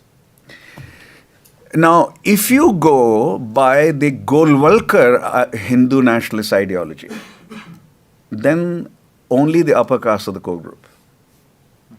And caste structure is to be defended in the Golwalkar model of Hindu nationalism. In the post-Golwalkar model of Hindu nationalism, when people like Govindacharya come in, Govindacharya had to be expelled because of some personal reasons, not because of the ideological reasons, right? As a pracharak, Govindacharya should not have had an affair with Uma Bharati. That's the reason he was fired. As pracharak is supposed to be celibate. This is the requirement, right? So as a pracharak, he had that. That's why he was fired. But the idea was social engineering. Social engineering, the concept of social engineering, according to Govindacharya, which was followed later, is that lower castes have to be brought into the Hindu fold. Something that Mr. Modi talks about all the time. Right? So OBCs are clearly out then under Golwalkar and Dalits. And OBCs acquire a very different color in the post-Golwalkar Hindu nationalist ideology if you read the text, the ideological text. And you could possibly say that OBCs are part of the in-group now. You could say that. I don't think it's entirely wrong. But it's problematic for the following reasons. That ideologically, certainly that's what they want. And ideologically, they also want Dalits as part of the Hindu fold. Right?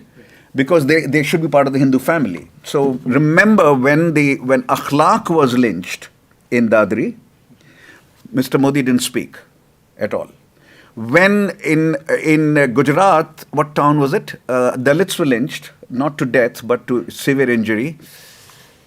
Gujarat town was called, very soon thereafter, he gave a speech in Bhopal. And you can still get it on YouTube. He said, Dalitun ko kyun maar rahe ho, mujhe maro. He said that. Dalitun ko kyun maar rahe ho, mujhe maro, to hamare samaj ka bhag hai, abhinna bhag hai. Hindi is very Sanskritized by now. वो हमारे समाज का अभिन्न भाग है. When the Muslim was lynched, he didn't say हमारे समाज का अभिन्न भाग है. Right, so there is a sense in which this is post-Golwalkar Hindu nationalist ideology, which is trying to include OBCs and the Dalits also. Right. However, when it comes to actual electoral strategy, as you have noted, you must have noticed from the available literature, they do not aim at Yadavas all that much. They aim at what are called lower OBCs. Right? They do not aim at Jatavs, the upper Dalits, as much as the lower Dalits. They have created all these categories. Right? Once you say that then how exactly are the OBCs an in-group? Ideologically they are. So you can defend it that way. In their ideology they are. Right? But in the electoral strategy are they? I don't know the answer to it. Would be as straightforward as this. It would have to be something like upper OBC and lower OBC. Okay. Every time, so I'm there for every national elections for about 2 weeks before, and I travel basically from Lucknow to Varanasi. and that is about 14 days it takes, going through the villages, Sultanpur, Raebareli, etc., and then end up in Varanasi, where the last speech typically is, right? And you talk to those villagers not in a very properly sampled way, and this is very clear to them that lower OBCs, Mr. Modi wants. Upper OBCs, even if he wants, he won't be able to get them. Yadavs won't come. Yadavs won't come, and Pasis would come. Pasis actually lower Dalit, they would come. Now wale will come. Right? Now wale will come. Bal kaatne wale, nai will come.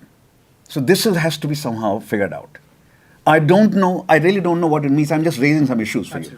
I don't know what it means for your categorization about what is an in-group for BJP. Ideologically, I think you're right. But ideologically, even Dalits are an in-group. And so are the Adivasis. Only out-groups are the minorities, especially the Muslims. It is a creation of a Hindu Rashtra where all castes are welcome. And even Adivasis should feel like they're Hindu, but non-Hindu minorities are not welcome. Ideologically, right? But electorally, the strategy does not exactly that. So let me stop there. Yeah. Do I take the question? Yes, no, I can take the question, but do you want to respond now? Yes, you have sure. two sets of responses. Absolutely. Well, firstly, thank you both Fayaad and Professor Varshney for these really super helpful and important questions. I think, let me say a few things. The first is, I see the categorization point as essentially one where the book project will develop as you, I think, importantly point out, the multiple ways in which these boundaries can be defined. And I think the best way to do this would be to have a robustness to both, where there is a targeted sampling of certain areas and groups that are well understood to be within or outside of the ethnic divide in the context in which they're being studied. So I think that merits a face-to-face survey. It merits it not at a national level, but in a very local level. And then doing 2 or 3 of those so that there is variation on the flexible definition of in-group and out-group that you have just described. And I think that's exactly the next step that I would want to take this. In an empirical book chapter, this would be the kind of overall finding, with the weakness that because it is transcending state boundaries, there is a hazy definition of the group boundary. And then the next step would be to maybe go to UP or Bihar, the context that I've studied and known better, and focus on the 2 types of boundaries that we've just discussed. So that is definitely a weakness in that the conceptualization of this needs to be, and the empirics of it need to be robust to both definitions. I think on your point about clientelism in the strict sense and clientelism in the kind of patronage sense, this is also important in how I describe it in the paper, because I know that the Latin American model is not necessarily how clientelism is characterized in the Indian context, and therefore being clear that it's essentially a group-based patronage system, as you described it, is what is being described and called, not the Stokes-Dunning et al. Model, where I think for a variety of reasons that's a completely different kind of, within the same family, but completely different politically process. Constituency service I've actually struggled with, because this is a tough one. It provides a lot of soft services representationally to voters, which are, if we look at Jennifer Bussel's work, not ethnically targeted, actually not even targeted by partisan lines either. And so in that sense is a service to everybody. And I guess my response to that would hinge on something to do with, one, the portfolio of behaviors that politicians practice. So some are more inclusive than others, and that inclusivity goes as resources get scarce. And so potentially on constituency service related matters, the resource constraint is much less tight. and as a result, the discrimination is much lower. But it's tricky, and I'm not fully sure how to situate the empirical work of constituency service within this thing, but it has to be done, and I think that's a challenge. And yes, definitely we'll go back to Weber and Marx to clarify the other motivations, and it is important because I think particularly things like normative and impulsive are increasingly visible as predictors of preferences and have not necessarily been built into, and to that extent shouldn't just be a dichotomous kind of instrumental versus expressive, which is how it has been set up. Yeah. And as you're pointing out, it's not necessarily for the best reasons that it should continue that way in how we frame it. Fayaad, your points are exceedingly helpful and really important. I'm just flipping through some of the kind of the key ones that stay. I think the types of benefits under clientelism and programmatic distribution is an important one, particularly if there are offsetting benefits that are going to members of other groups. I think the house was picked initially with the intention that it is such a big thing and one-off thing that governments do that the danger of it's unlikely that a government will give the same person 2 houses, and so it's a one and done type of thing, and to that end it is scarce, valuable, etc. But if there are other avenues where in-groups are essentially getting compensated for distributive largesse, then I think that's worth noting and detecting. I think that would be an important reason to explain the behavior, but it would go pretty much along the clientelistic line that we have, or the patronage line that we've described, so an important alternative explanation to deal with. Job access would be one of the points that Fayaad was making. Yes. I would also commend that that's a very important matter. Yeah. Job access versus getting a house. Yes. Is there something going on there which is important to note in explaining voter behavior? Yes. Yeah, I mean, $2,000 is a lot of money. Yes. 80,000, so that's about 1,60,000. That's what they're getting. Yeah, That's a fair amount of money in the village, Yeah.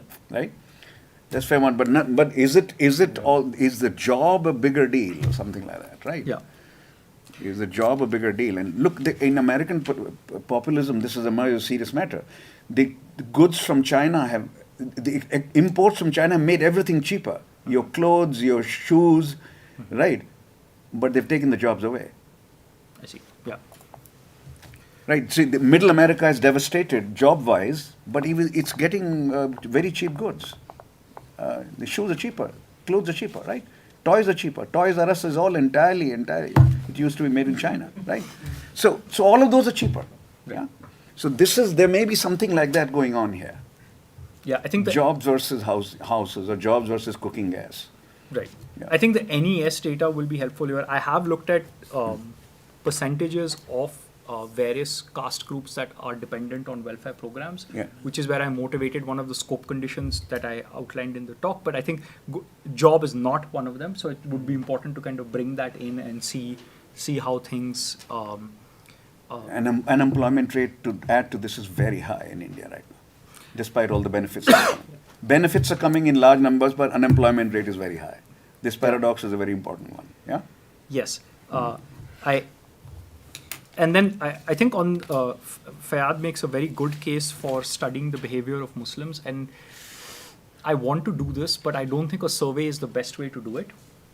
So my kind of approach to that is through essentially qualitative fieldwork with beneficiary families and those proximate in the community, to get a sense of not in a kind of walk into a setting, ask 5 questions and understand, but a more kind of sustained, in the sites that I've been doing, sustained fieldwork going back, and then with some degree of trust having an ability to get the nuanced reflection of beneficiaries who may not be as that may not be as well captured in a survey setting. So that's certainly one of the Focus groups will be a very good idea. Yeah, I can. Will be a very good idea. A focus group with about 10 people or 8 people. That will be a very good way to sort this out. A focus group for about 2 hours, it gives me a lot of data, which I can't get through surveys. Yeah. That's great, and I think I'm inclined to go down that route. Yeah, I let's could come back to a lot of those, but why not? Other questions? who would like to comment or ask questions? Critiques, comments, questions. Sebastian. Right. Can I ask a few small questions? What? Can I ask a few small questions? Yeah. Okay. My first is a very general question, which has to do with why this change is happening in the first place. So I think the discussion has hinted that this may be a part of the BJP's actual strategy, and work by Tariq, Thachil, Shikhar's forthcoming book would suggest that's true. Yeah. But there's also an element in which technological change has really made this possible, and now people have these bank accounts that they wouldn't have had before. Right. And so maybe that suggests that this phenomenon of providing goods in this way more broadly would apply beyond the BJP to other parties. Yes. And then turning to your first study, it seems like the groups that would be the most likely to drive backlash, the people that would be the most likely to drive backlash, would be the core group members for the BJP who are also potential beneficiaries, because they're the ones who would have been favored in the distribution in the past and are now subject to maybe worse chances of receiving the good. And so I'm wondering if maybe in this data, if it's possible, or if in future work you could zoom in on that particular group, especially because the BJP has such a relatively wealthy group of supporters, and so they might be more okay with people who other people receiving the goods, since they don't expect to receive it. Then my last question is, in your second study, this kind of non-finding about the salience of ethnicity, do you think that this is a durable non-finding, or do you think that this change is so new, the shift to programmatic distribution is so new that expectations haven't updated, but they will update, in the coming decades? But thank you for a really fascinating and thought-provoking. No, thanks, Sebastian. These are Let's take some more. Yeah. Okay, please. Manu. Yeah, again, thank you, Shikhar. Hi, Manu. So just to, I think that's something that Fayaad spoke about, Sebastian. So, you would expect backlash on issues which are, so let's say, within group issues of reservation, for instance. Really kind of thinking about that, what your treatment one is doing in terms of providing what kind of information, which was the initial comment as well, I think would be giving them questions or giving them voters information about issues that they might care about more. So, reservation, jobs, I think you would expect to have more backlash. Yeah. The second question I had was that, I would really need a little bit more of the evidence on the rule-based nature of that allocation, right? So, I mean, even in some of the fieldwork that we do, we find that the sarpanch does have some discretionary power over who gets the housing. And it's a weird kind of an equilibrium, because in the villages they say, sarpanch is from my caste, 5 years rotation happens, and then it'll be another community. So there's this weird equilibrium that, if I don't get housing right now, perhaps when my guy becomes a sarpanch, I get the housing. But I think we need a little more, evidence on why is this rule-based nature allocation, especially in cases where local discretionary practices are rampant. The third point was, so again going back to what Fayaad was pointing out. So, context matters. For any Bihari, the picture that you showed was Paswan and Jha, and Paswan is LJP. So, going back to who are the Dalits in Bihar, 16% of the population. Nitish Kumar comes in, bifurcates the population into two, Mahadalits and the residual. So Mahadalits are your usual, and the residuals are your Paswan.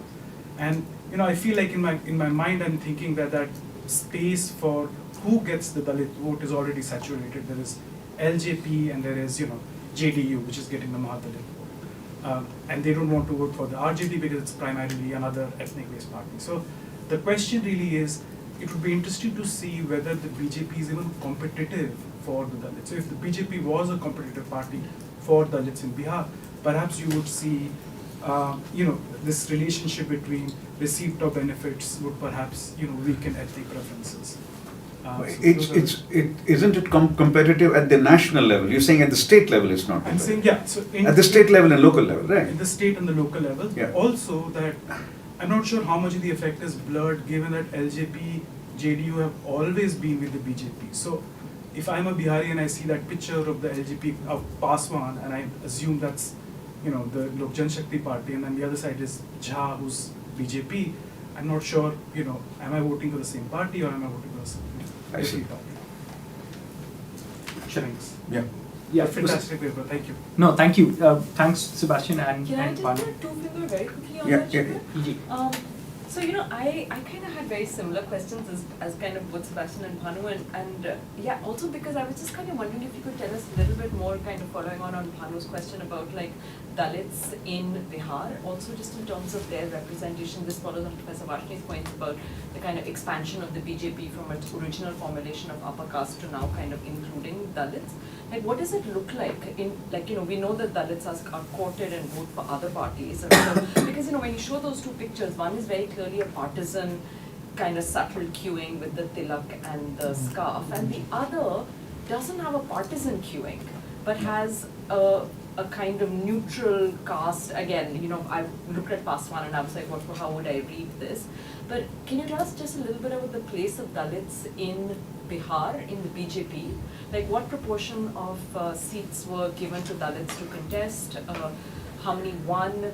What does it look like in terms of the affiliation for local level elections? Of course, there won't be, like, you know, or even party membership. Like, just a little bit more of the kind of descriptive landscape of where Dalits fit within the BJP. And then I was wondering if some of the work on retrospective voting might be useful for you in terms of the non-finding of, like, you know, they're aware, they're grateful, but it doesn't translate. And so part of me was kind of Sebastian's question, is this simply a matter of time?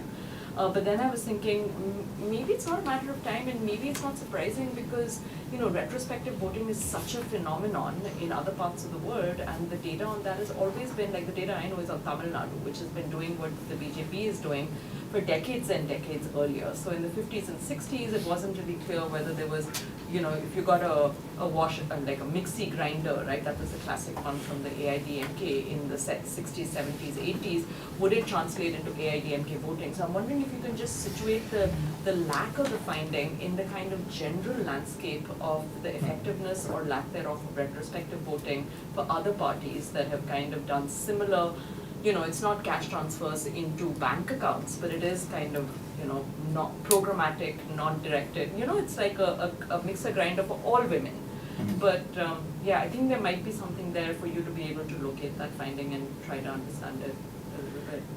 I must add, though, I like the concept of constrained gratitude very inviting.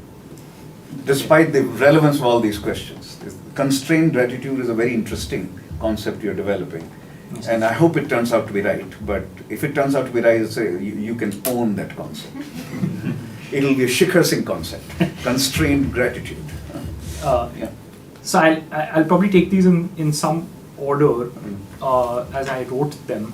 So why is the change happening in the role of technology? I think, Sebastian, you're absolutely right that the digital public infrastructure push in India has certainly provided inspiration to a lot of bureaucrats and policymakers when they are thinking in terms of how to implement policies.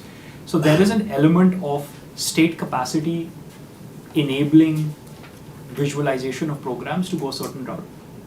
The best instantiation of this is that the rural housing program actually did have, I think, a Secretary of Rural Development who was particularly inclined and interested in using some of these new capacities that were built. But there was a housing program that was done in the urban area, which is also PM Awas but urban, which did not follow this rollout at all. I mean, had none of the elements of what I just described.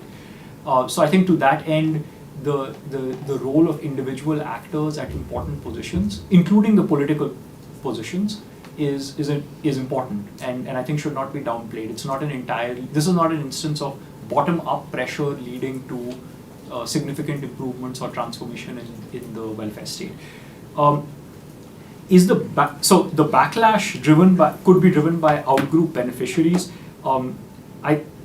I don't think the NES data is going to help me with that. So the question then becomes, can I collect data on outgroup beneficiaries? That was the original plan, which was essentially within the same locality to have Did you say outgroup beneficiary or in-group? In-group beneficiaries. In-group Sorry, beneficiary. I have that wrong.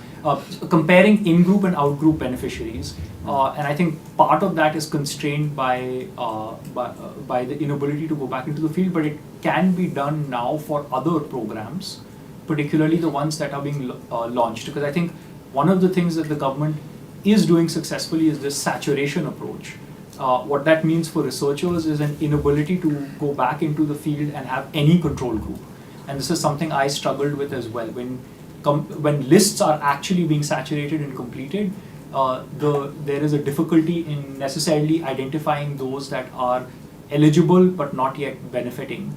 And it has to be done quickly within like a year or two of the launch of a program. So I think for a forthcoming program with that, it's something that can be done. For the PM Awas Yojana, I think they've exhausted the list. And there was a point later on about, Bhanu makes the point about how rule-based is it. Actually, the fact is that the initial list that was made, which was led to the delivery of the first set of houses, followed as close as you can get to a programmatic script. But the awareness that intermediaries were so disempowered in that initial process then led to, but we knew of other people who could get the house. We have an alternative list of people who should have got the house, which is what led to the expansion of that housing program, and subsequently not the same strictness was followed in implementation. And that's also a story of like how these transitions can be incomplete or even partly reversed when the involved actors become aware of their being essentially bypassed. And we'll have to see whether that is what ultimately happens here, where there is a first wave of programmatic implementations, and then for political or other reasons, the entrenched actors find their way back into the system. The other piece of evidence that I have that speaks to this is the survey includes a lot of work on do you need intermediaries to do certain things? And I think while the money directly reaches the account of the beneficiary, the selection itself does not depend on the information, embedded actor information that a broker provides. The fact is that a lot of the people receiving these benefits tend to lack, say, confidence to access the market. And in those places, there is still involvement of intermediaries. So I have taken the cooking cylinder. Gas cylinder comes sometimes through. Yes, in fact, in the dissertation, there is an entire kind of compare and contrast where for one scheme, there is involvement of intermediaries or brokers, party activists, and others not. So I think for analytical clarity, this has been presented as like a stark contrast. The fact on the ground is that every scheme has elements of programmaticness and clientelism, whether institutionally or creeping in practice.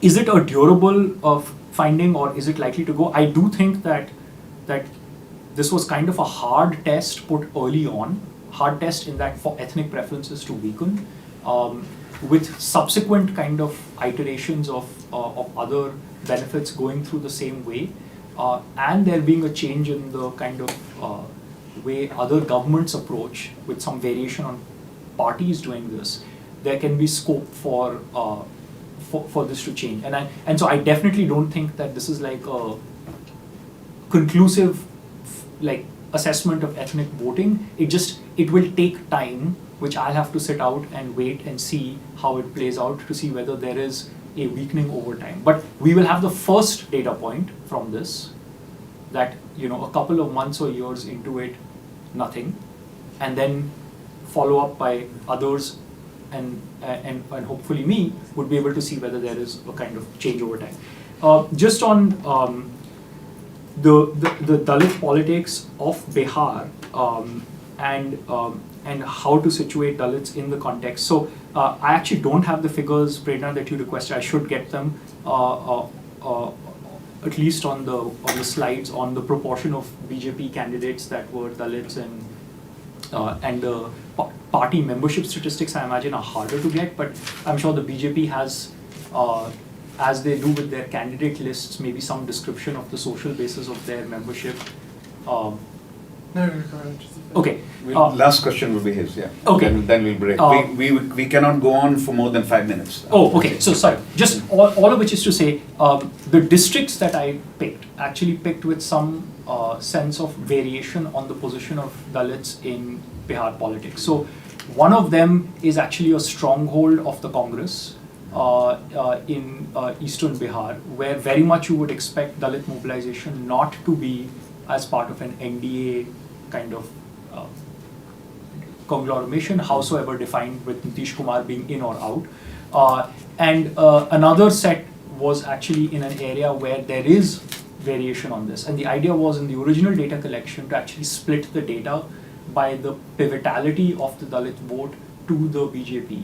But with 530, essentially what I'm compelled to do with an N of 530 is treat this as a single unit and just analyze it as such.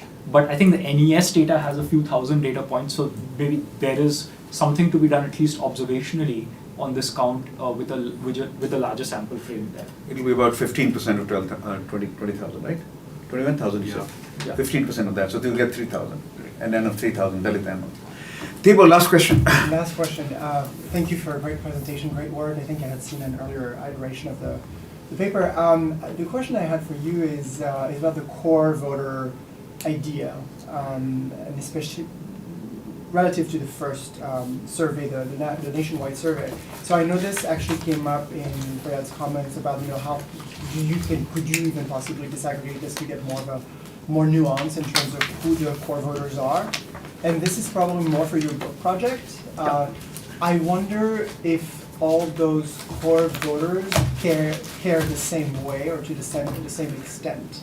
Because I can see very different groups of core voters. I could see wealthy people living in big cities who support the BJP because they see the BJP as much more competent, but I could also see a lot of very ideological voters, core voters, implying that the wealthy people may not be that ideological, like they may not be affiliated with the RSS and whatnot. And I could see other core voters, much more ideological, who could actually be quite happy to see that the BJP is reaching out to Dalits, because that's what the BJP is trying to do as part of the bigger project of building an ever bigger Hindu majority.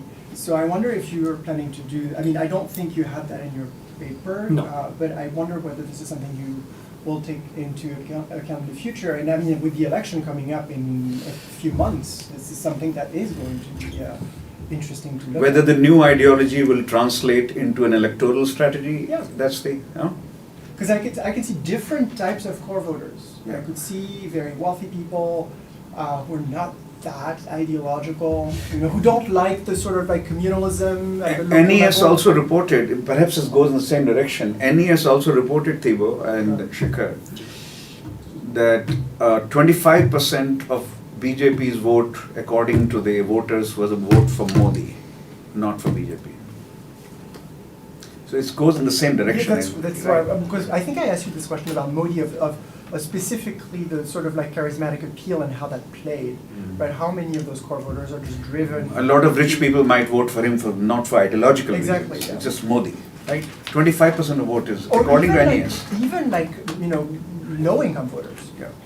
who may be high caste, but not specifically drawn to the RSS and Yeah, the Sangh, correct. who just like the guy because he is a pretty impressive public speaker and he speaks to their issues, etc. They can relate. So there's that as well, I think, to some extent. No, this is, I think, there are at least 3 buckets or conceptual categories here. One is the affluent, tax-paying, efficiency-oriented. Yeah. This is itself a bunch, but let's just say like that. The second is the ideological, which is the more expressive, focused on broader conceptions of the political community person. And the third is the in-group beneficiary, the one that Sebastian highlighted. And I think currently they're all lumped as one. The in-group beneficiary probably the least, because the sample skews in such a way that we're probably not catching them the most, but certainly the first two. And the implications are different, because the first set of people may have a problem with any redistributive program or inefficient redistribution, efficiency here defined as money lost in like corruption, leakages, etc. So their support or opposition may hinge on a different point from those who see it as in terms of like a political community terms. And absolutely, like the empirical test of that would then disaggregate by these in the next iteration. But thank you. We need more of that, I think, and we don't have a clear sense of who these voters are in a way. Well, it's time to to bring this to a close. You can carry the conversation outside. There is a reception. But before we take Shikhar out for reception, it's time to thank him for a terrific